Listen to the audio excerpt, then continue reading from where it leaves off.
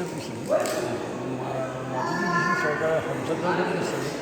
সঞ্চালক বিশ্ববিদ্যালয় চলি যোৱাৰ পিছত বিশ্ববিদ্যালয় হিচাপে আধাৰ স্থাপন হৈছে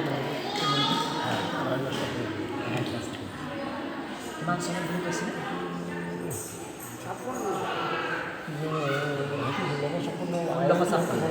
কিন্তু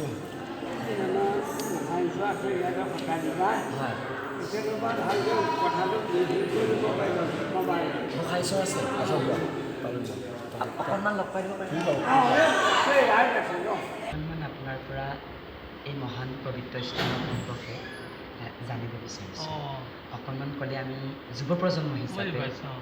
এখন আউনীআটী সত্ৰ ইয়াৰ মূল সত্ৰখন মাজুলী আৰু এইখন শাখা আমাৰ 15খন শাখা এইখন 16 নম্বৰ শাখা এইখন 2004 চনৰ পৰা শুভাৰম্ভ হৈছে আৰু ইয়াত আমাৰ ভাদমহীয়া সদায় এমাহজোৰা নাম হয় পাল নাম হয় আৰু 1653 মূল সত্ৰখন প্ৰতিষ্ঠা হৈছে মাজুলীৰ এক অংশ হিচাপে শাখা এই সত্ৰভাগ উত্তৰ পূৰ্বাঞ্চলৰ ভিতৰতে নাম থকা সত্ৰ বুলি ডাঙৰ বুলি কোৱা হৈছে এই সত্ৰভাগ প্ৰতিষ্ঠাৰ আঁৰৰ গুৰুজন কোন? আচলতে আমাৰ মূল গুৰুটো শংকৰদেৱ তেখেতৰ অনুবৰ্তী দামোদৰদেৱ এই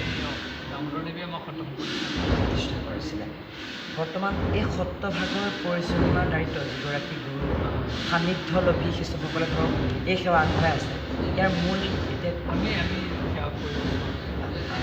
আপোনাৰ নামটো জনাব